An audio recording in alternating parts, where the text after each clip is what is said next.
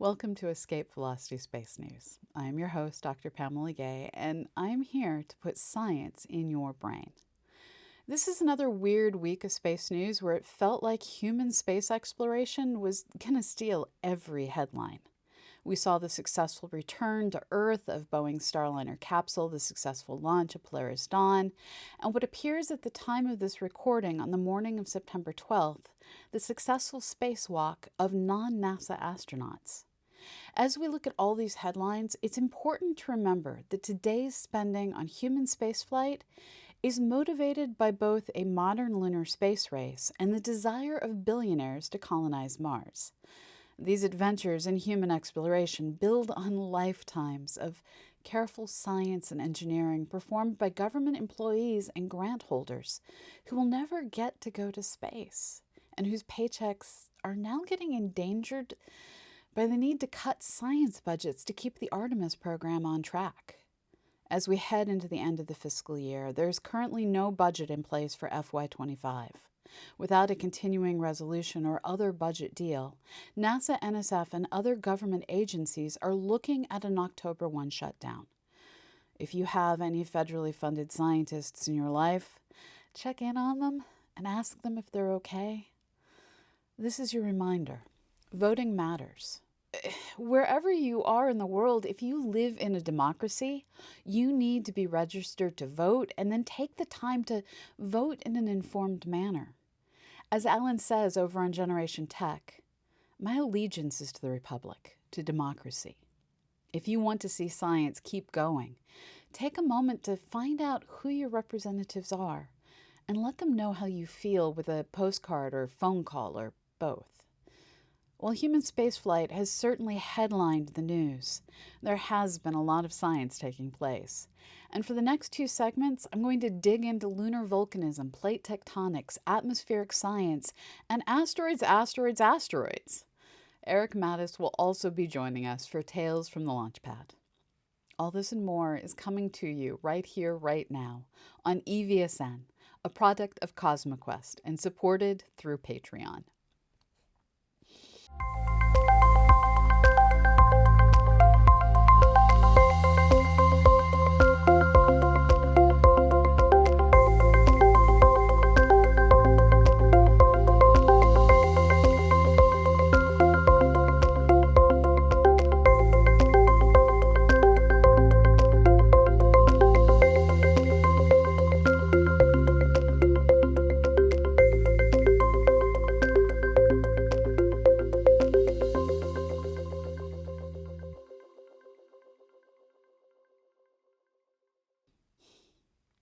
On December 1, 2020, China landed the Chang'e 5 mission on the near side of the moon.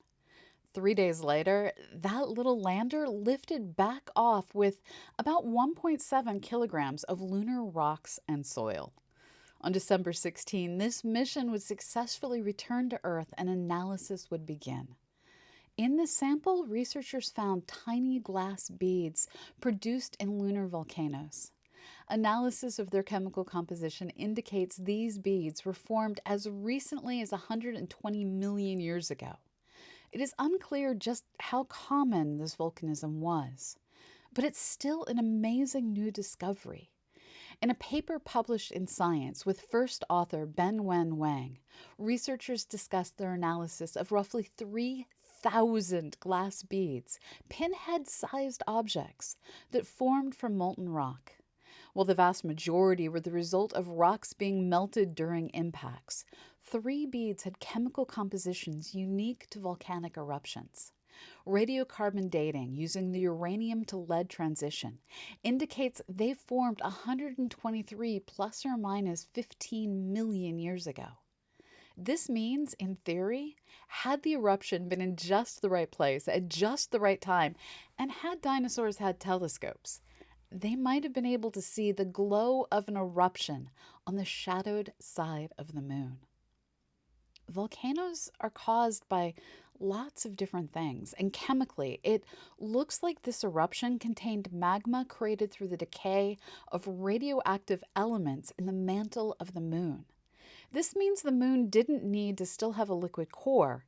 It just needed a blob of something capable of generating a whole lot of heat while radioactively decaying.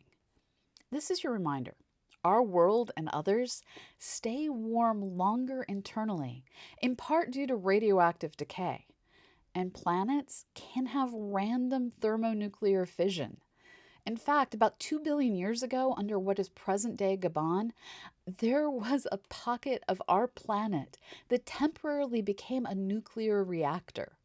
Somehow, the local uranium-235 hit a critical mass and did its thing. The reaction was moderated by groundwater and able to sustain itself for a few 100,000 years. Nature is weird, y'all.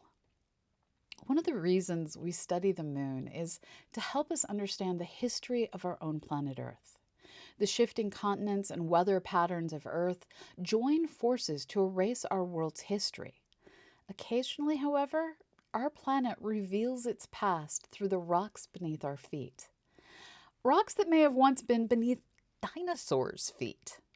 In one of my favorite stories of the year, paleontologists studying dinosaur tracks in Brazil and Cameroon, on opposite sides of the Atlantic Ocean, have discovered a fossilized game trail created by three-toed theropods. The footprints on both sides of the ocean are the same age, 120 million years, and were formed when the two now separate continents were snuggled together. According to Louis Jacobs, who found the tracks, quote, "The two continents were continuous along that narrow stretch so that animals on either side of that connection could potentially move across it," end quote. This research is just one piece of data showing how the two continents once matched together. Their separation was driven by the constant movement of our planet's continental plate. To either side of this connection were rift valleys that began to form 140 million years ago when the supercontinent of Gondwana began to break up. These kinds of motions continue today, and we can see this kind of continental fragmentation in the Great Rift Valley that sprawls across Ethiopia and Kenya, as well as the geologic rifting from the Red Sea through to Turkey. It's kind of amazing to think that someday it could be the human tracks from one continent to another that will be studied. As a nerdy member of Gen X, I can state with pride and shame that I watched Buck Rogers in the early 80s and was constantly fascinated by all the weird ways their writers found for fictional 24th century scientists to misunderstand the relics from the 20th century. I've gone through life wondering if the stories of today will survive through books and other records, or if some cataclysm will erase all but a few archaeological sites, making that kind of a bizarre future a possible reality. One of Earth's greatest existential threats is climate change. And in recent weeks, we've learned that spaceflight is doing even more harm to our atmosphere than previously thought.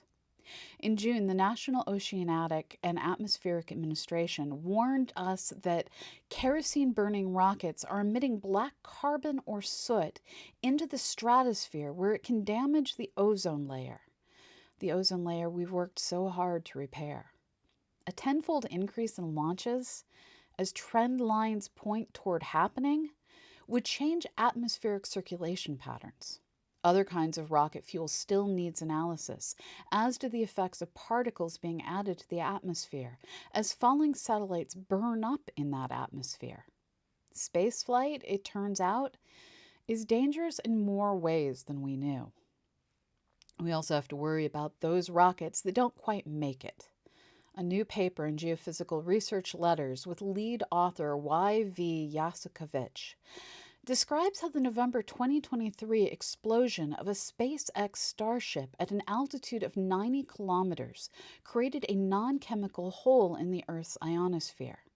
To quote their paper summary, "The rocket launch and explosion produced an unexpected response in the ionosphere, the ionized part of the Earth's atmosphere. The Starship flew at a velocity exceeding the local sound speed and generated cone-like atmospheric shock acoustic waves. Most unexpectedly, the observed disturbances represented long and intensive multi-oscillation wave structures that propagated northward, which is unusual for disturbances driven by a rocket launch. The Starship explosion also generated a large amplitude total electron content depletion that could have been reinforced by the impact of the spacecraft's fuel exhaust in the lower atmosphere. End quote. It turns out that having massive structures explode in the upper atmosphere isn't entirely good for the atmosphere. And right now we don't fully understand the consequences of what we're doing. This is your reminder. Technology is neither good nor evil, but when we use technology without fully understanding the consequences, the outcomes can be more negative than we might like. After a break, we'll be back to take a closer look at asteroid exploration. Stay tuned. For a hot second back in 2004, it looked like there was a couple % chance the asteroid 99942 Apophis just might crash into the planet Earth on April 13th, 2029. And even if it didn't hit in 2029, there was a small chance that if it passed through just the right place in Earth's atmosphere on that spring day, it just might come back and hit Earth exactly 7 years later on April 13th, 2036. These were the heady years after the movies Armageddon and Deep Impact, when everyone thought they knew just how bad an impact could be. And for that brief period, there was a collective excitement for more data, please, as we waited to learn our fate. Data quickly allowed us to rule out any chance of a 2029 planetary impact.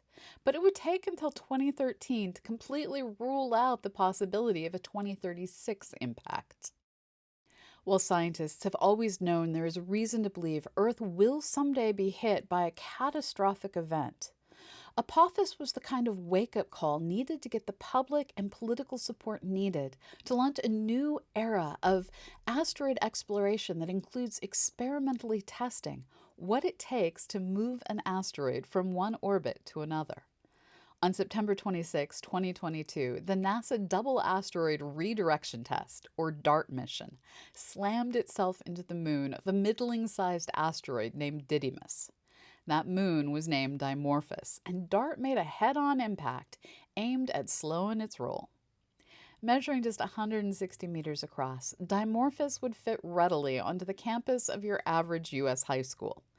Prior to the purposeful crash, it orbited Didymos about every 11 hours, 55 minutes, and after the impact, it orbited every 11 hours, 22 minutes. This 33-minute change greatly exceeded the hoped-for change of just over 1 minute. This experiment showed that flinging small spacecraft at potentially dangerous asteroids does have the ability to move those asteroids into new orbits. It also showed that things don't move in the ways we expect. One of our biggest points of confusion with asteroids is their structural integrity. I, for one, dreamed of asteroids so solid we could carve them into spaceships like those in some of my favorite books. Reality, however, decided to mock this idea and presented me with rubble piles like Bennu, Ryugu, and Dimorphos, asteroids that have essentially the consistency of ball pits. And exactly how an asteroid is going to respond when you smash into it will vary with consistency. It turns out, as the DART mission learned, when you smash into a rubble pile, material flies in all directions, and you get a massive dust cloud. The conservation of momentum that occurs with all that material moving in all those different directions can lead to a lot more acceleration than predicted. It's entirely awesome, especially since there was zero chance of us knocking Dimorphos out of its orbit of Didymos. And if an asteroid is caught heading toward Earth, I don't think anyone will complain if that asteroid gets moved more than expected and misses Earth by more than we'd hoped for. The problem comes when folks start trying to move asteroids closer to Earth for use in mining and exploration. So while I'm not generally one to poo-poo anyone else's science, I'm going to request we don't try and move asteroids towards Earth. Not for a good long time. Preferably not until someday after I'm dead. What the DART mission did to Dimorphos's orbit is amazing. But because the mission was destroyed during the impact, we don't know a lot about what was done to the asteroid moon. We don't know if, like a standard rubble pile, it just settled into a new shape, or if it has a large crater or something else we aren't creative enough to think of. We do know that whatever happened, it didn't match predictions. In a new paper in the Planetary Science Journal, led by Derek Richardson, researchers discuss how Dimorphos's orbit went from circular to more elliptical, and its shape went from hamburger-shaped to football-shaped. It may also now be tumbling. And yes, there is more. Another paper in the same journal, led by Eloy Pena-Asensio, predicts that particles flung out by the DART Dimorphos collision will make it as far as the Mars and Earth orbits, creating new meteor showers for both these worlds. The fastest moving particles could reach the Earth-Moon orbit 7 years after impact, or sometime around 2029, and will continue to orbit into striking range over time. This poses no risk for us or our satellites. It's just going to be pretty. To really understand what DART did to Dimorphos, we need to go and have a look. And this is where the Hera mission comes into play. Currently scheduled to launch in October 2024, this mission from the European Space Agency is slated to fly out to the Dimorphos-Didymos system and take a look at what is now there. If all goes well, Hera will fly by Mars in March 2025 and reach Didymos and Dimorphos in December 2026. This is your reminder, another one, that science is a long game and can require years of waiting.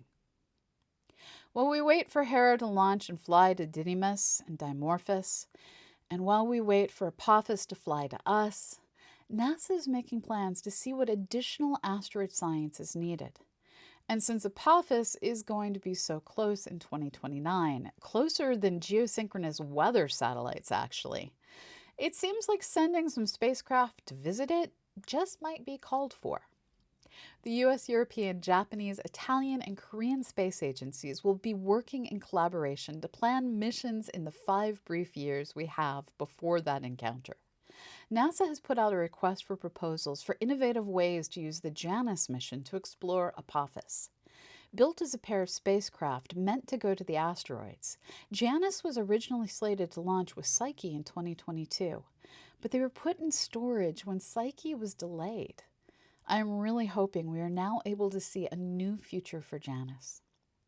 NASA will also continue to search for more asteroids that could pose a danger to Earth. The Near-Earth Object Surveyor, or NEO-Surveyor, is on track for a late 2027 launch, and it is inevitable that the Rubin Observatory will find myriad asteroids once it commences survey work, hopefully next year. After a break, we're going to take a look at this week's Tales from the Launch Pad. Stay tuned.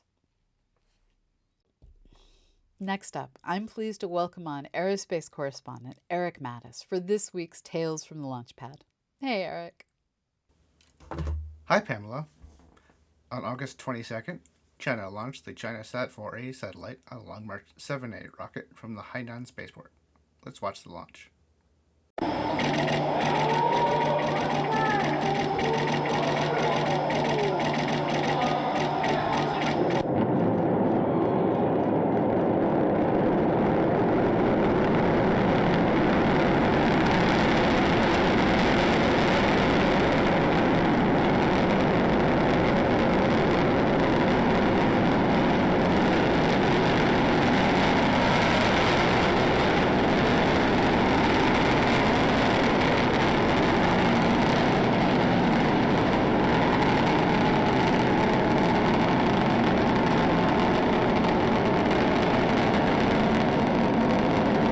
ChinaSat is a series of government communication satellites. This one will be used to provide television and internet service.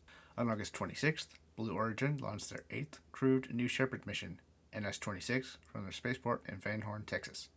Let's watch the launch. 6, 5, 4. Just start. 2, 1.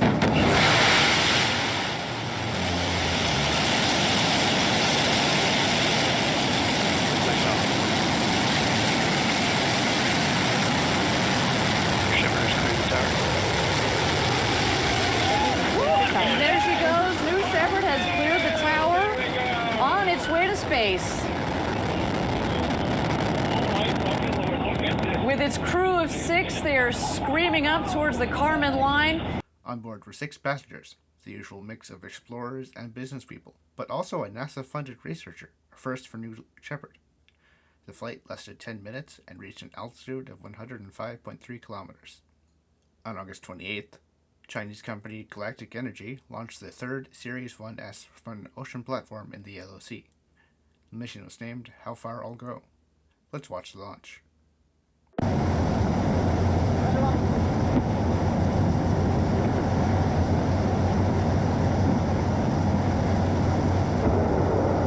On board were 6 small satellites for different Chinese companies, 3 Yunyao meteorology satellites, and 3 other satellites for an unknown purpose. Also on August 28th, SpaceX launched the Starlink 8-6 mission from Flick 40 in Florida. All 21 Starlink satellites were successfully deployed into orbit. This mission was the 23rd and last flight of Booster 62, the current flight leader in the Falcon 9 fleet. It crashed on the deck of a shortfall of Gravitas. The FAA announced a mishap investigation, as first-stage landings are considered part of the normal flight profile now, and any total loss of vehicle needs to be investigated. Falcon 9 was grounded from flight for the second time in as many months. The FAA allowed them to return to flight 3 days later, after clearing the low bar of not impacting public safety, which is all the FAA is allowed to currently regulate in commercial spaceflight. A shortfall of Gravitas was seen being towed towards Freeport in the Bahamas for repairs earlier this week. On September 4th, Arianespace launched Sentinel-2C on the final Vega rocket. Let's watch the launch.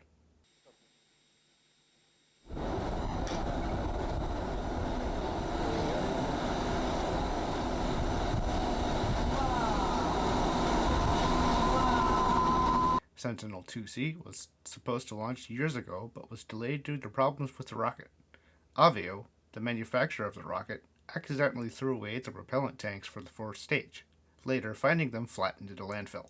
They had to retrofit tanks from the larger fourth stage on the Vega C rocket to launch Sentinel-2C, and this took a year. Sentinel-2C is the third and last Sentinel-2 satellite. Sentinel is a civilian Earth observation satellite program operated by the European Union Space Program.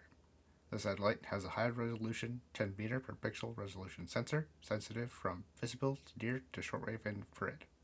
Its primary purpose is land classification, and has the unique ability to monitor plant health with new sensitivity in the, quote, red edge of near-infrared reflectivity.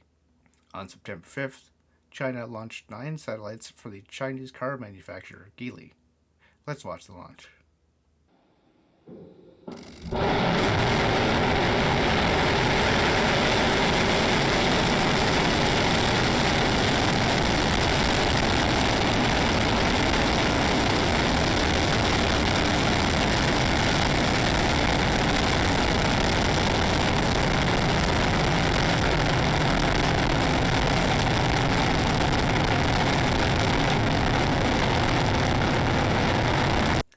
Geely uses these satellites to give their cars centimeter-level position accuracy for autonomous driving and also facilitate inter-vehicle communications. Also, because it seems everyone is doing AI these days, they're using them for a satellite-based AI cloud platform. 30 have been launched out of a planned constellation of 63. On September 6th, SpaceX launched the NROL 113 mission from Slick 40 in California. Let's watch the launch. Stage 1 landing burn.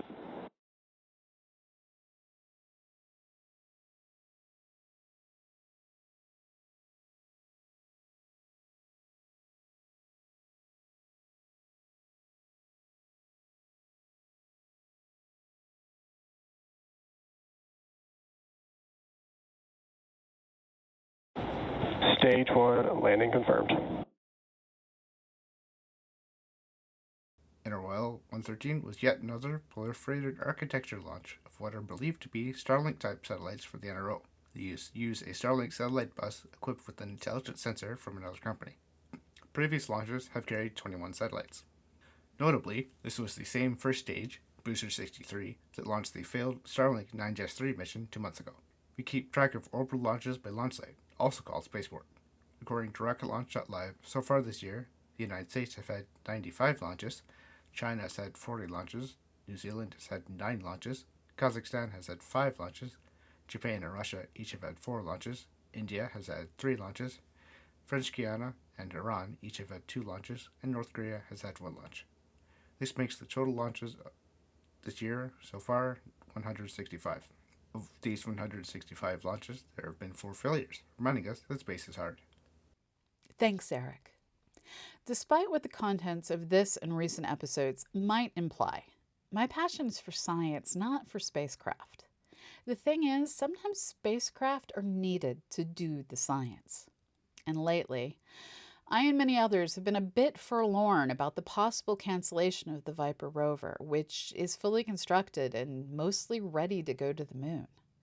This mission was slated to ride on an Astrobotics lander this month, but Astrobotics got delayed and NASA just didn't feel like sticking the mission in storage. Instead, they offered it up to whoever could make the best case to take over the mission. The thing is, NASA can't really cancel a mission if Congress doesn't want them to. And there are early indications that Congress really likes Viper and would like to see it fly.